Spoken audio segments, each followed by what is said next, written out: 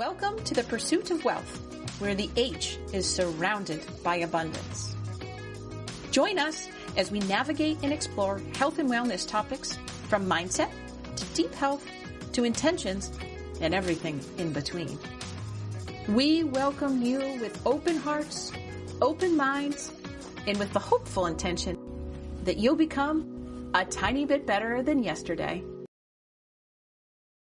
Today, we will be interviewing someone who's very close to me, someone who I've pretty much idolized throughout my entire life for various reasons. I think that she's one of the closest persons to me outside of my mom, of course, and she actually is her sister. So she's well accomplished, and I'm super excited to have her on. Her name is Rose Monti-Johnson. She is a fitness fanatic, a mom, a wife, a sister, an aunt to me and lots of others, and a friend. She has a son who is 17 years old, and he is a senior in high school and not into athletics, though we hope. She's always been into physical activities, even as a child, and always wanted to be playing sports. She would always say, "Give me a ball, not a doll." As an adult, she had a gym going 6 days a week and even went on to become an aerobics instructor, certified by both ACE and AFA, teaching high-impact step classes as well as step. And while her focus has changed, she continues to work out in the gym, gave up teaching to pursue higher education and business. And at that point, started to take up running. Running was the quickest way she saw to maintain fitness and weight without needing a membership to a gym, and of course, saving time. So welcome, Rose, to the Pursuit of Wealth. Thank you for joining us today. Thank you. It's nice to be here. Thank you for the kind words, Tiffany. Always. I think as you get older, the number of women our age goes down. It does, and it's unfortunate because we tend to let other roles and responsibilities push aside our own needs, and I think that's a really important issue, especially for women who maybe haven't been as physically active as you all of your life. I mean, are most of your friends as active as you are, or do you kind of stand alone? I kind of stand alone. In fact, I have one friend. I have one friend who's pretty much immobile and needs complete hip replacement. And she's like, "I'm going to try to lose weight before I have the hip replacement." I'm like, "You're immobile. Just get the hip replaced, because you're not gonna. How are you going to lose the weight?" So she's always struggling with weight. Yeah. And she's a good friend. Then I have another friend that says, "Oh, I wish I could be, as dedicated as you." And she's always hiring different personal trainers and always trying different things. And I'm like, "Why don't you just come with me every day and work out with me and save the money?" But yeah, I'm kind of a standalone. I don't have friends that exercise as much as I do. It's hard to find someone that will go out and run the distance you want to run, or ride a bike, or go on a hike. So yeah, it's challenging. Yeah. Well, let's kind of take this back to the beginning then. So how did you get into this? What was your trigger? What was your inspiration to say, "Man, I want to do that"? Give me a ball, not a doll. Get me out there on the track, or whatever you began with. I'm curious about that. Well, I've always wanted to keep moving. So I guess when I was a kid, the girls in the neighborhood always wanted to sit around and play with dolls. And I was just like, "Oh, this is so boring." So I always went and found the boys in the neighborhood and would join in with them playing wiffle ball, football, whatever they were playing. That's what I did. I used to play baseball, football, basketball, all in the neighborhood with the rest of the boys. So I've always been that way. And then as I grew older, got into high school, I always liked tennis too as a child, but I didn't really have anyone to play with. So unfortunately, what I would do is go to the local elementary school and just hit the ball off of the building for like hours, just hit the ball and pretend I had a partner and try to challenge myself by hitting different shots. And so I've always wanted to move. And then as I grew older, after high school, joined the gym memberships. And as Tiffany had indicated in my bio, I I wanted to complete my college degree. So in order to complete the college degree and save time, save the gym membership, I took up running. And then as I started running, I got in with a couple of people when I was working at IBM. We would run at lunchtime, and one of the women there invited me to a 10K. Someone backed out, so she said, take this person's place. So I ran this 10K road race. It was a stretch for me. And then when I got back to her place, there was a bunch of people there, probably 20 runners. And they're like, so when is your first marathon?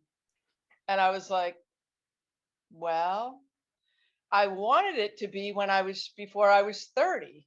But now that I'm 37, 38, I guess I'll go for it. So with that group of people and with that coworker, I trained for my first marathon in 2001, I think I ran. So that was my first marathon. Before that, I would just run 5Ks and never really went much over 5 miles. But, to do this 10K, and then all these people saying, yeah, you got to do a marathon. So I did a marathon in 2001 as a bandit. I was in the back of the pack and nervous I might be thrown out of the race. It was the Boston Marathon was the first one that I ran. So I ran that as a bandit. And then, kind of continued with my running. And you train for a Boston Marathon, you can run all year long. Yeah. To be thriving rather than surviving, to be at your peak, even into your 50s, 60s, 70s, rather than embracing or understanding the commonality of getting older, becoming weaker, becoming less than, that the people around you or through communities that you've known, people are just embracing the less than because it's convenient. I think that's what people do. They go to the path of least resistance. Yes. Okay, I'm 50, I'm 40. I don't need to do this anymore. I don't need to prove anything. But you're not really trying to prove anything to anyone other than yourself. I mean, it's for you that you should be doing it. We want to, do you want to be having hip replacement, or do you want to be in a walker? Do you want to be going on trips and there's excursions that you could take walking or hiking, and you're going to say, no, I think I'd rather take a bus or whatever? You're going to see so much more. The more we maintain our mobility and our flexibility and keep moving, we're going to see much more and experience much more in life. If you just, if you take tours or whatever, and you're going to be in a bus or in a vehicle, you're not going to see as much. You're not going to experience as much. And I think a lot of people do just say, forget it. I'll have the ice cream, or, right. It's summertime. Let me have that homemade ice cream. It's no big deal. Definitely. Now, Auntie Rosie, oh, there it is. How long's a marathon? Because we ran into this a lot, remember? Yes, it's 26.2 miles, because people would always ask, how long is a marathon? How long was that marathon? It's like, they're all 26.2. So Tiffany bought me this t-shirt, which I couldn't wear for several years because I had a little toddler. And the t-shirt says 26.2 freaking miles. I love it. What's your favorite way to train? And did you have any particular moments in your marathons where you weren't sure? Did you hit the wall? The first one, I had this training partner, and we ran basically just the 5 days during the week. And occasionally on the weekend, she would meet me for a little bit of a long run, but nothing more than like 10 or 13 miles. So the first marathon that I trained for, I went up to 22 miles, and I did all of my training alone, completely alone. My husband would meet me, I would tell him, meet me, I would call him on my cell phone and say, meet me at this spot. I need more drinks or whatever. So he would help me with the drinks and everything. And him and my son would come and meet me and bring me drinks or whatever. But unfortunately, my son doesn't even remember really any of that. So, and then my future marathons, I have to say all of them I've trained alone. I've never really trained with a group. Okay. But this time that I'm training is very different. I haven't run in one in 11 years. And I was talking to Tiffany last week. She actually called me and I was out running and she goes, oh, call me back. I said, no, hang out with me. Because this time when I'm training, on several occasions, I've gotten so bored of just running and listening to music Yeah. and I want to talk to someone. Mm-hmm. So I've called someone up or someone calls me and I take the call and I chat through the run. Last week, I actually ran 14 miles and a friend that I hadn't spoken to in a couple of months, we needed to catch up. She hung out with me the whole run. And That's my fun. pace was like 10:23 or 10:27 for the 14 miles, which Wow. I would have never got that pace. So that makes me realize that it would be good if I had someone locally to run with. Sure. So, but like I said, none of my friends are going to go out and run 14 miles. And back to how you were saying that the marathons are always televised. That was actually my inspiration as a child is my mother, Tiffany's grandmother, her meme, was always into sports and always, she's very competitive. So she would always be watching the Boston Marathon. And I remember as a kid coming in and out of the house and asking her what was going on. And I said when I was a kid, someday I'm going to do that. I remember one time it was like 70 degrees out, and I said to my mother, "Oh, it's great weather for the marathon." And she's like, "No, it's actually kind of warm for the marathoners." So my mom was definitely the inspiration as to why I wanted to finish a marathon, why I wanted to run a marathon. And she is the reason that I decided to jump back in this year, because I don't know if Tiffany shared with you guys, but the Boston Marathon, the date of the official marathon is October 11th, and my mom would have turned 90. And she just passed away in December. And all last year, she kept saying, "I'm going to be 90. I'm going to be 90." So I just said, the marathon's going to be on her 90th birthday. I got to get a number. So I'm running virtually. You know, I'm not, I've just missed a Boston qualifier. So I'm going to run virtually. I'm going to run October 9th, which is my husband's mother's birthday. And she too has passed. So, And where are you going to finish? I think I'm going to finish at my house because Meme's Yeah. house is sold. So Yeah. I got to figure out a route to finish 26.2 Yeah. in front of my house. And I did actually reach out to the people locally in Marlboro, because Marlboro, that's my hometown where I live, is at some point going to have a marathon.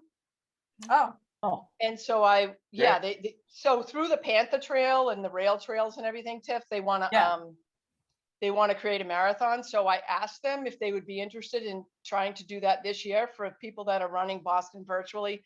But unfortunately, the local running club, a lot of those people are volunteering at the marathon, so they're not interested in doing that. oh. So I'll be thinking of my mother. I'll be thinking of my mother-in-law, and I'll be just thinking of anyone that is a mother, and you know, just persevere and get through it. Busting it out for the mothers. Right, for the mothers. It's all about the mothers. I love it. I'm gonna keep referencing "Bust It Out" because to know her is to know that that's what her motto is in life, right? Okay. Bust it Yeah. out, whatever it is, just That's a bust it good out. one. I'm going to put that on the wall in my gym. Yeah, it's true, right? Just bust it out. Bust it Now, out, get it. That's right, Auntie Rosie. So there was one marathon that you were really trying to qualify for. Yeah. So that one always will bother me too, not because I ran it, but because I was there. Because I wasn't at your first one, I've been at most of them, and I have done my best to support you because I think it's a wonderful thing, because I love you, and I just want to support you. But there was one marathon that was 2 laps around in Lowell, right? And it finished in a stadium. Yes. And I was with her husband, Raphael, and Trevor, her son. How old was Trevor at that point? He was still young.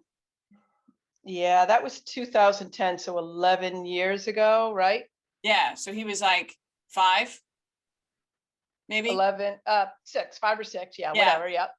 So we're standing in the stadium. I feel like it was kind of misty and not the best of days.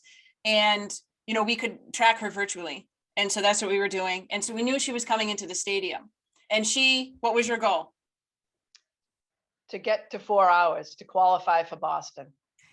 So she comes into the stadium and there's a big timer. She comes into the stadium at 3:59, 3 hours and 59 minutes. And I was like, fuck. Because there was no way she was running to the end of that stadium, you know? So she finished and she came to find us, you know, she's in her tinfoil and, you know, gives a hug to her husband and Trevor. And I just looked at her and I go, you didn't make it. And I felt so horrible. And it bothered me so much because I knew that was her goal and I knew how hard she had trained. And I felt so horrible. But at the same time, I was like, we just got to rip this Band-Aid off. Because that's what you would want, as horrible as the news was, right? Like you wanted to know. And so I just looked at her and I was like, you didn't make it. And I'll never forget that because I felt so horrible to tell her, but I wanted her to know at the same time. How did that make you feel? I just missed, so that particular marathon, I was 2 minutes over a qualifying time. And what is the worst part about it is there was two The water things bottle. Yeah, the water bottle. That was one of them. 2 things is at one point I stopped at a porta potty and I was standing in line and a guy went in the porta potty. It's like, why did I even bother waiting? Because if a guy is going in a porta potty, he's going to be there a while. Yeah. So at that point, I just went behind the porta potty and did what I needed to do and kept running. And halfway through, pretty close to halfway through, I met up with this woman who was, she was on pace. She was being tracked. Her goal was to finish in 4 hours. I said, well, I'm on pace with you. I'm going to hang with you if you don't mind. So we kind of became friendly, chit chatting. Then towards the end of the finish, I was kind of ahead of her and she was slowing down and someone came to help her finish. So they joined in the race to help her keep on pace. And I stopped to give some people on a bike that were with her group my fuel belt because I was done with it. And I was tired of running with it. I wanted to get rid of this baggage so I could finish. Mhm. I gave them my name, my phone number, my address, and it was my favorite fuel belt. Well, I finished at 4:02 and some change, not the qualifier, and I never got my fuel belt. Hmm. And at the end, when I saw the clock and I realized that I didn't make it, I was like ready to cry. And my husband's like, you can't be upset because, you know, a lot of people can't run a marathon, let alone, you know, so, you know, I contacted the BAA. They said, oh, write a letter and we'll see and whatever. And anyways, it didn't work out. I didn't get in. But the following year, I did run Boston. I got in with a charity in Ran. And again, Tiffany, as Tiffany said, I think you've gone to every marathon, probably most of them, not the I think first except one. for the first one. Yeah. So at that following Boston, my time was 4:10 and some change. So again, Tiffany was there to let me know you didn't make it. And I said, that's okay. I'm going to hang my hat. But I appreciate that time. Tiffany came, her mom came, a bunch of my nieces and nephews. Well, not a bunch. Her whole family came. They made Made t-shirts. shirts. So it was Yeah. great. Yeah. That's great. But yeah, for the most part, I've just run and I don't have a lot of fanfare out there. I don't have people that are coming and watching. And Yeah. my parents never came to any of the marathons or anything, but yeah, so I kind of run alone, but like I said, this time when I'm training, I find it helpful to be able to talk to someone. Yeah. So I've jumped on the phone. I mean, Yeah. Why Why not? not? it's different. It's just nice to have the company. When I was training, my husband used to ride his bike with me Oh, okay. Yeah. on the long runs, and that was easier for him, and he could carry supplies. And we could chat. He could ride off and come back, you know, it just was nice. Yeah. Have you thought about what's next after that? So actually, before the marathon, this weekend, I have a sprint triathlon. It's always been a fitness bucket list item to do a sprint triathlon. So 3 years ago, I realized I don't know how to swim, and I actually learned how to swim. So in 2019, I was supposed to do this Title IX all women sprint triathlon in Hopkinton, which is, you know, nice to be back in Hopkinton. That's where Boston starts.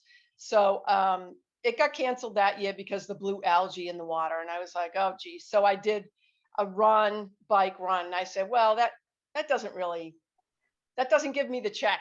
So signed up for it again. We had COVID. So last year I did it virtually. And this coming Sunday is hopefully it's going to happen, because with all this rain, sometimes it creates bacteria in the lakes and you don't get to swim. So I'm hoping and praying that this Sunday will be it, because I don't like the water. I'm not a swimmer. I'm not comfortable in the water. You know, I've learned how to swim, but I'm just not comfortable in the water. Like, then finish up training for the marathon. And I think I'm going to look for a half marathon to do in like November or December, just to maintain my fitness level. I think a half is a great race. You know, it's way more than a 5 or a 10K. And it gets you into a good fitness level.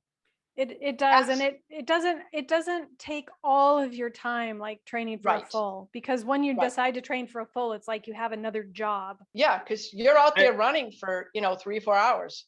So I don't think many people realize exactly how much time you put to train. So can you talk about like a normal schedule when you were training for your marathon? How much time did you actually dedicate?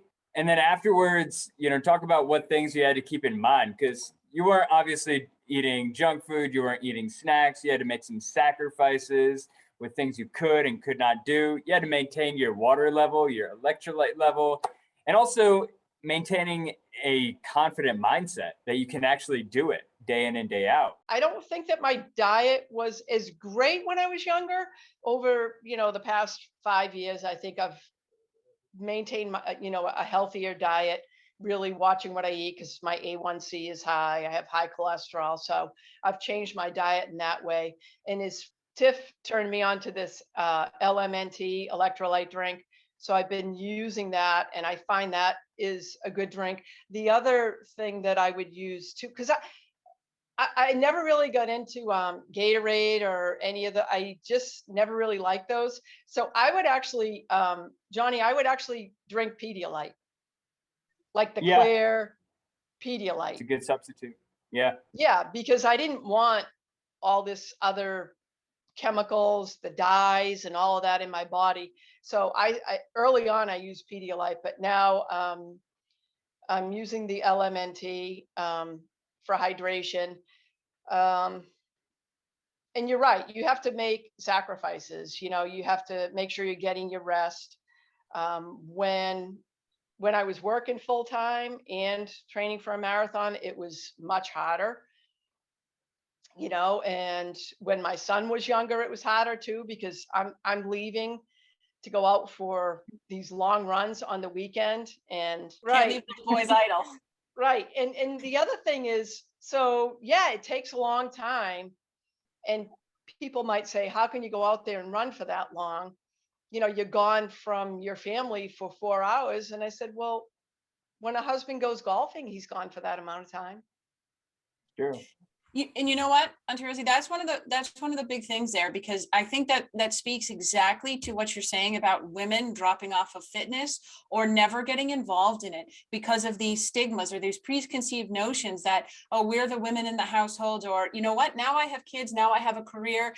But it goes back to this whole self-care thing that we're so passionate about. I mean, that is your self-care, emotionally, physically, right? I mean, how deep does it run, figuratively, no pun intended, but I think exactly right, because people are saying to you, how can you do that? And you're like, well, my husband golfs 2 days a week and nobody gives him golf. What's the difference?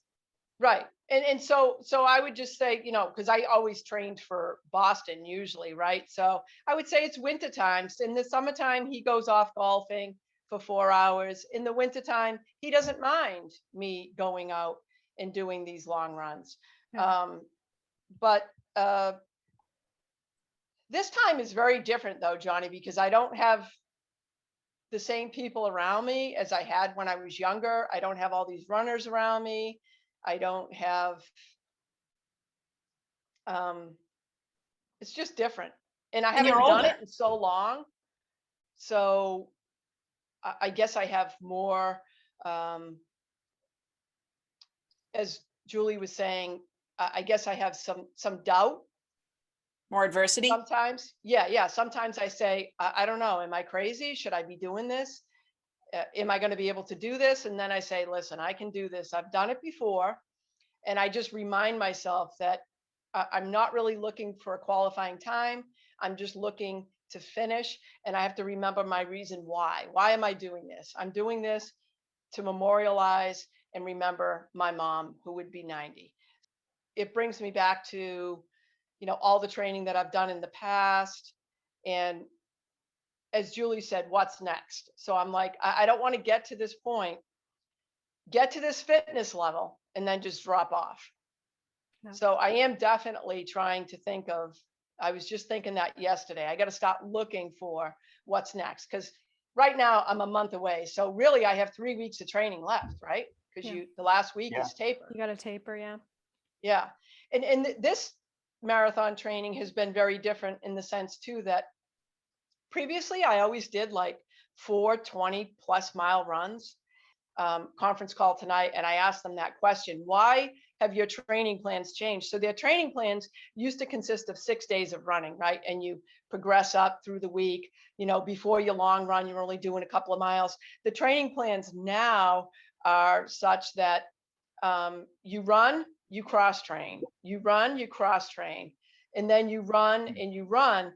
And so my question to them is, how am I going to feel confident that I'm going to be able to finish a marathon when I've only gone up to 18 miles, and in all my other previous trainings, I've done 4 20+ mile runs. So it's just a different, and I'm sure they have a science and a methodology Yeah. as to why they changed the training plans. But I- so for me, that mental part is hard. Cross training, you're strengthening your core, which is a huge part of it that a lot of the old running training programs never covered. Right. All of that upper body strength, because you really do need that in order to be able to run well and have good posture and maintain your just for endurance. Yeah, that's what I was thinking. And actually, this time when I was training, when I was younger, I never lifted weights in conjunction with my training. This time I have been doing it. Like the first time I did a long run, I was like, wow, everything kind of hurt. So I just Googled up some good training plans for legs for running. And I started on the 2 alternate cross train days. I started lifting weights. And on those days, I also swim for an hour. So I think the swimming is going to help my run as well. Sure. So I'm just, I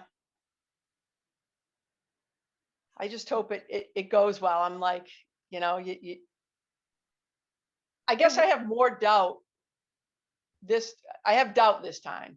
And in the past, I never really had doubt. Like, how is it going to go? Well, just talking to you, I don't have any doubt, and I can't wait to hear how it goes. I never Thank have you. any doubt. I mean, you're talking about someone who had COVID you were in your bedroom for 16 days Yes. and her only focus was every day. I mean, she was sick, real sick. And her focus every day was jumping rope or foam rolling, or, fitness is such a part of who you are in every way. And you really exude that. I mean, to me, I'm calling her every day and she's like, all right, I got to do my jump. And I'm like, why? Oh my goodness, stop. In my mind, I'm like, you're crazy. Why would you be doing that? But but that's you, right? Get air down into Yes. those lungs, right? Yeah. Yeah, that's why I did it. And I didn't do a lot. I would just like, maybe jump rope till I really got out of breath a little and then stop and, breathing out the window and just, yeah, getting up and stretching. Oh, it was terrible to be in one room for 16 days. Yeah. And my fever was over 100 every day, which was just, it was brutal. I find now actually too, when I go for the long runs, I still feel like I have like congestion, and I have a cough still kind of lingering in there, but um, yeah, so yeah, I got to think about what's next. Can you talk a little bit about your nutrition? Because, like Johnny was saying too, right? I mean, everything surrounds not just running, right? It surrounds the sleep, the recovery, and nutrition is part of the recovery. It's also part of the race. It's also part of just fueling yourself. And, I think you've probably had to change a few things. You mentioned your A1C and things like that. So we'd love to hear a little bit more about what that looks like for you. Yes. So in the past, maybe it's been 2 years. So my A1C has always been creeping. And, it's been over 6. Now my fasting sugar is over 100. So the doctor's like, I'm going to put you on meds. And I'm like, give me a little more time. Give me a nutritionist. So I met with a nutritionist, a dietitian, and she actually helped me fine tune my diet to the point where she would say, what were you eating? What are you eating? So in the afternoon, I would have an apple for a snack. And she's like, and what else? And I'm like, just an apple. And I mainly just drink water. I don't have soda or juice or, I just drink water. And she pointed out to me that I can't just have the apple. I have to have a protein with it. And the problem with having the protein is my son has severe nut allergies. But at this point, he's 17. So I'm not so afraid. And I also realize I have to take care of myself. I can't just worry about him. He has to be able to manage it himself. So I said to the dietitian, fine, I'll start eating nuts. So, I started mixing the nuts in with the fruit. She actually helped me to decide which fruits would be best based on high A1C. No more bananas unless they're green. No more melons. A lot of stuff, excuse me, that I was eating, I no longer eat because of the A1C. So I have the apples, I can have lots of berries and nuts, and also incorporating the fiber, chia seeds, flaxseed, adding that into my yogurt. When I eat the yogurt, I make sure I have, the yogurt that is the purest and least amount of sugar. I also, I do a lot of reading of labels. So I always look at what is the fiber content, what are the carbs, what is the fiber versus the sugar, what is the added sugar. And I really try to avoid anything that has added sugar. Right. But at this point, it's genetics, because I just went last week or the week before, and my fasting sugar was 130 and my A1C is still over 6. So she gave me 2 more months, because she's like, I know you're training really hard. Let's see what happens in 2 months. And as far as eating, I eat a lot of fish, chicken. I have beef once in a while, and beef I didn't eat for years because of the cholesterol, but I incorporated it back into my diet when my iron got dangerously low. Yeah. So, and that was due to a life change. Life change made my iron get extremely low. I had to go for an iron transfusion. But I do eat a lot of green vegetables, spinach all the time, broccoli, lots of salads. And I think it's important for people to realize too, think about what you eat and how you feel after you eat. Like you have to think about, okay, I just ate, and wait and see how you feel. Like, okay, go and have a donut and then see how you feel.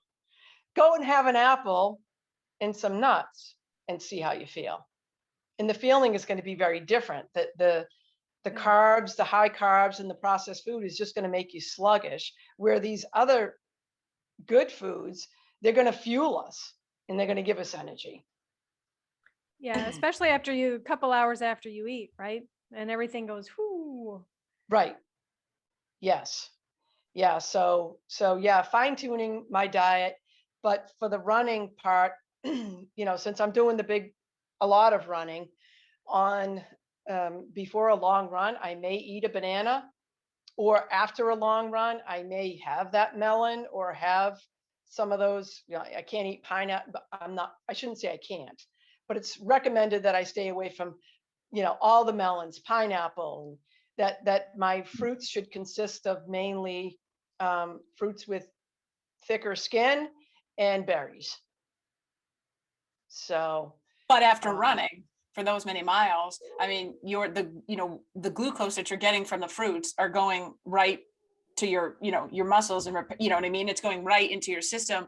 Whereas if you ate it just waking up, it's going to have a different effect. So in essence, it's probably the best way. Now, I know we had talked about before, have you tried like maple syrup or honey while you're running? Because you have mentioned that your sugar dips. I haven't.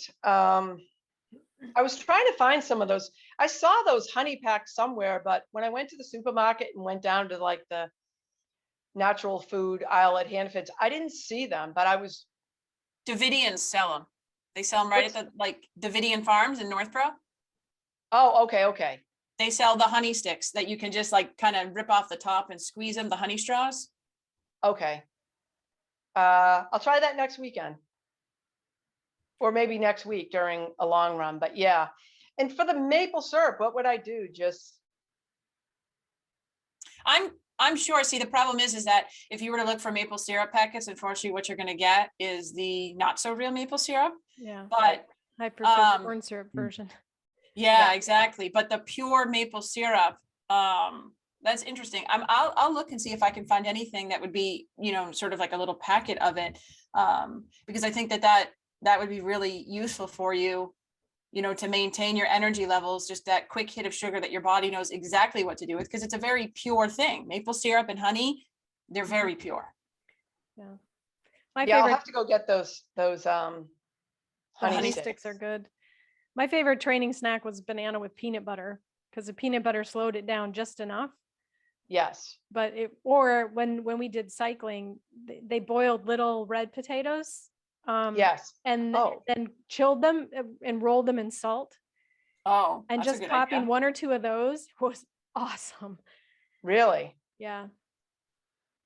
I may try that. That's a good idea. Because the salt is what you crave too, not just, the sugar dipping.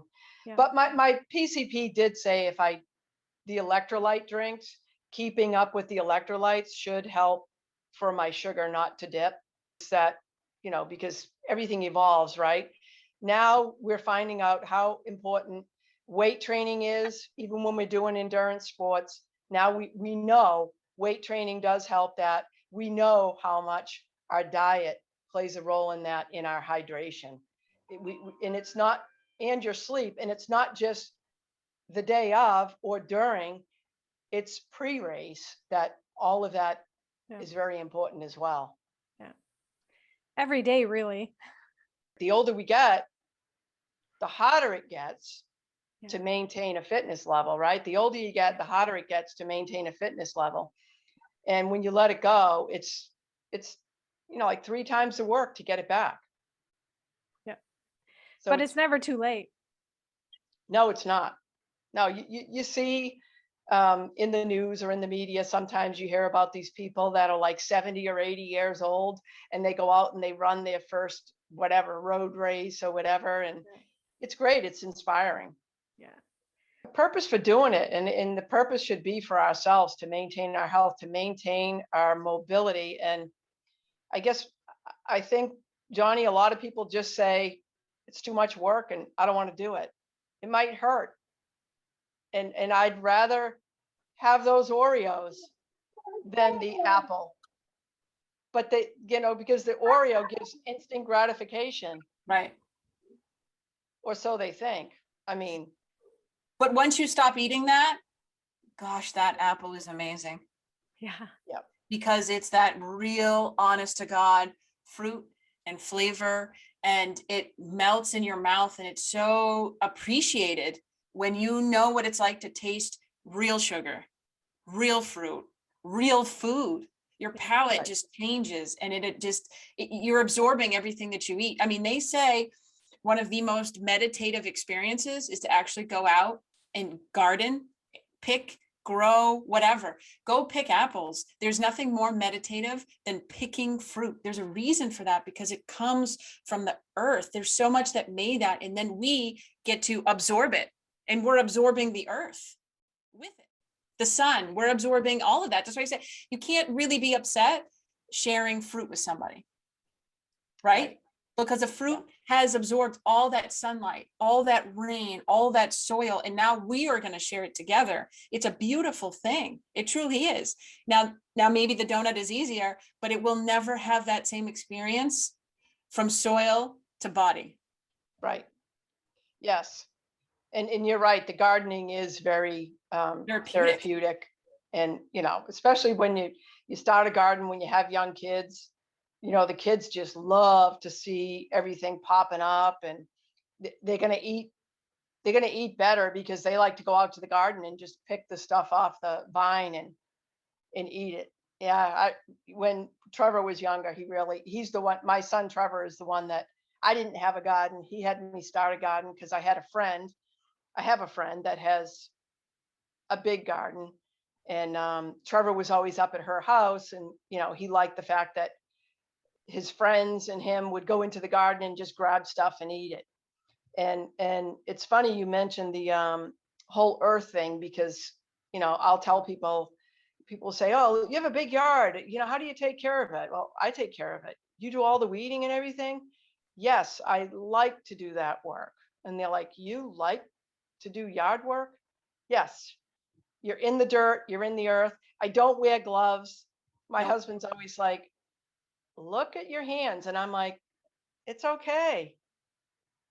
But yeah, so gardening is another great pastime.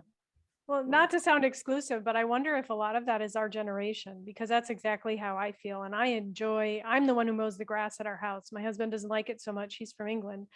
They're not over there. Most yards aren't so big. And to me, that's just one of the most fun things to do, because I can see the fruits of my labors, and I can go out and play in the garden and get my hands dirty and kneel in the dirt and pick fresh vegetables. But yeah, I know many of my friends feel that way, but I know a lot of people who don't. And I don't know if it's a generational thing, if it's a social thing, if it's a cultural thing. I don't know. I don't know. Could be all of the above. I will tell you yesterday. So Lucy and I had a garden last year. It was our first attempt, and we grew these magnificent tomatoes. And I can definitely understand, because man, when she walked out there the first time and saw those tomatoes, I thought her heart was going to explode. I mean, truly, she was that into it. And so this year, I'll definitely lean on you next year, Auntie Rosie, for more gardening tips and such, because she's really into it. But I kind of cleaned out the space because it kind of all overgrew.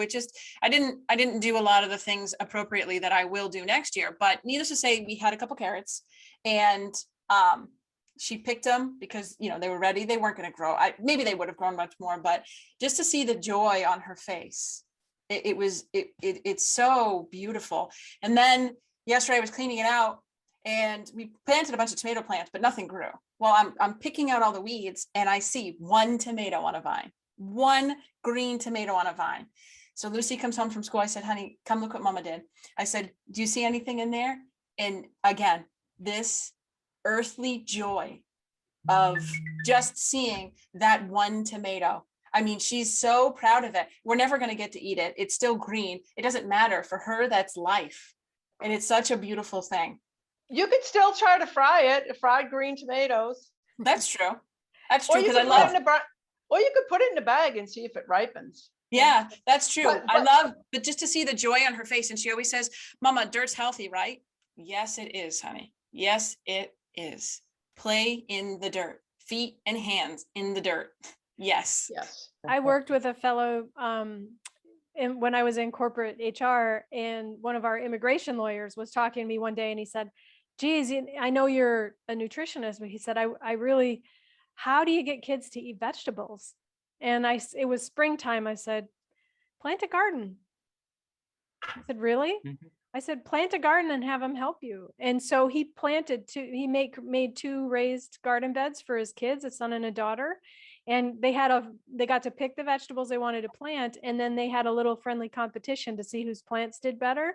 And he said, all of a sudden now they're all about vegetables and they love the garden and they have so much fun with it because they got to watch everything grow. They know that they did the work to help it mature. And yeah, now they eat vegetables. More grown-ups should do it. Grown-ups God, should do it. we see all around the world, the obesity rate is increasing. Mental health is an issue. Grow a garden. You can earth yourself, you can ground yourself, become more balanced in your energy levels, and get some nutrition out of it. Yes. Agreed. And just to be so intimate with something that you get to eat is a beautiful experience. Yep. I mean, even I experience it when I hike and I get water from a stream. I mean, that itself, I mean, if you want to feel energized and grounded, even though I'm still filtering it, it doesn't matter. It doesn't matter. We spent 4 days in the woods and I come back and I taste the water here and I'm like, ugh, Yeah. give me more of that stream water because you're there, you're grounded. And, you know, I think that is a big part of us as well. I mean, we talk about fitness and stuff like that. But, you know, I think that speaks to fitness because I know the people in my world that work out to any degree, they do it also for mental health. Mental health is a big factor of keeping the fitness going. You're definitely going to feel better. And They say, well, I can't be as motivated as you, or how do you do it? Or they have all these questions for you as if you're doing something so unique, but are you? right. I don't think it's unique. I just think that they have to have the drive. That's what I Yeah. told this one friend of mine that keeps hiring all these different fitness trainers. I mean, she did this cool sculpting or something to get, and I'm like, what on earth are you doing? The only way you're going to get fit, the only way you're going to get rid of your fat is by diet and exercise. And your diet is now they're saying your diet is like 80% of it, right? Yeah. You can't outrun your fork. No. Right. And so these people, you know, like in the wintertime, I won't run outside. You know, I'll switch to doing stuff inside just because of the safety in my age. I don't want to fall and break a hip or break a bone, or, you know, I don't want to be running outside in the cold and slip and fall. So in the wintertime, I typically spin, you know, I'll do like a 45-minute spin class. Maybe some days I might do 2 classes back to back, 45 minutes, and then a half-hour upper body weight regimen that I do. And, you know, then on the other days, I'll continue with my swimming, or I may even start rowing this winter if the weather's bad, or if COVID gets so bad that we don't really want to go to the gym again. But you have to be willing to push yourself and put in the time. And you know, people can say, oh, look at you, you know, I want your workout program. Well, I can give you my workout program, but you have to be motivated and you have to be Right. self-disciplined to do it. I mean, you're hiring you're spending $70 a week on a personal trainer, and you're not even seeing any results. Right? Because they want something that you have, but unfortunately, when people make those generalized comments, what they're forgetting is the work that you're doing and the sacrifice that you're doing. Also, show us the guns. But seriously, right? I mean, you're doing all of that. It's not, you just weren't born. You didn't wake up one day and all of a sudden, you know, weigh what you weigh. No, in fact, in high school, not to my face, but behind my back, they called me Rosie Greer. He was like a 300-pound football player. So I was pretty heavy in high school. I was like about 190 pounds. and right now I'm 138. So in Mhm. high school, I was pretty heavy. I didn't eat right. I didn't really care that I was heavy because I didn't realize the health implications and how it would impact me later.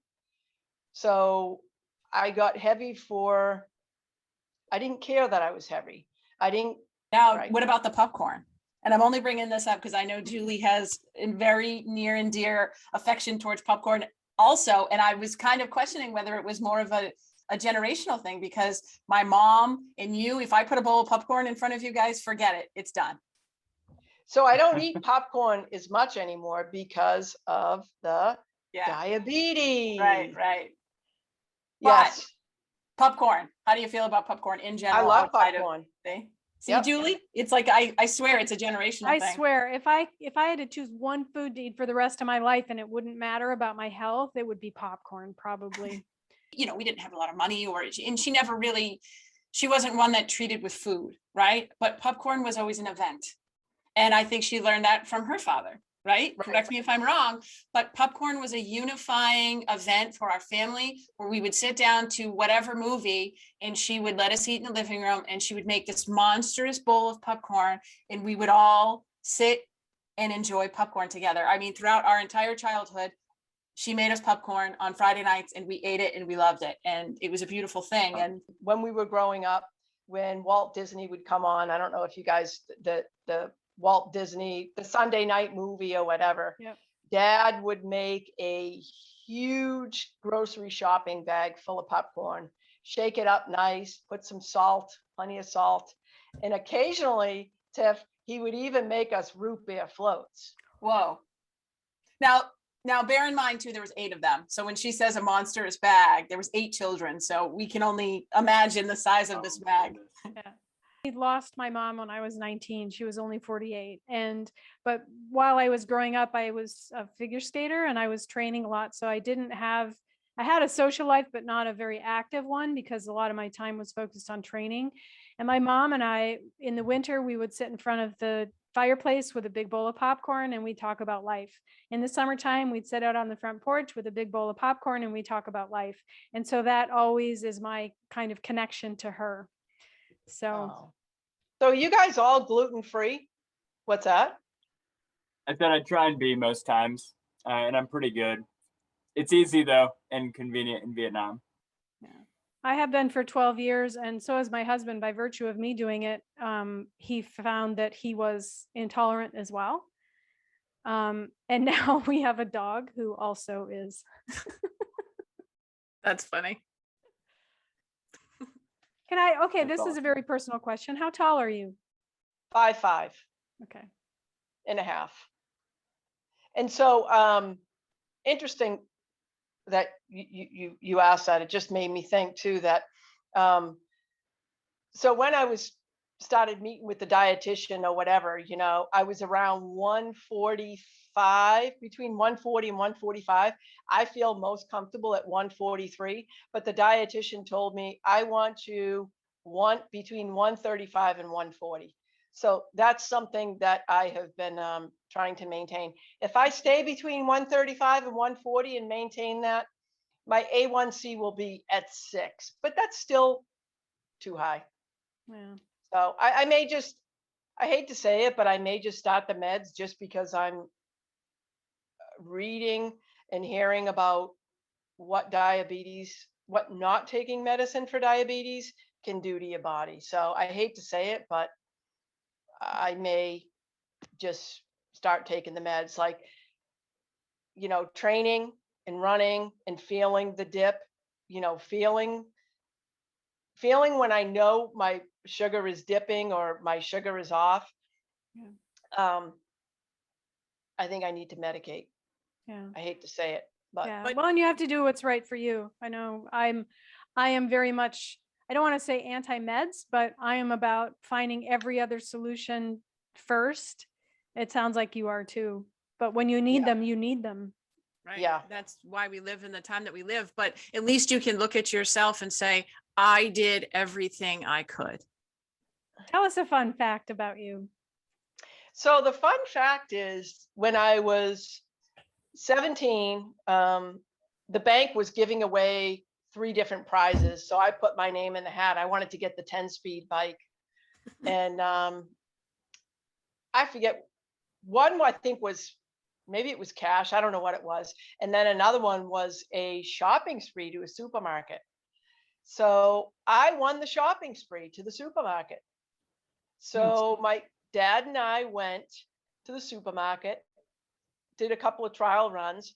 And so 17, that was 42 years ago, I got almost $1,200 worth of groceries. Wow. Oh my goodness. Oh yeah. The guys from the bank were kind of like standing in the aisles.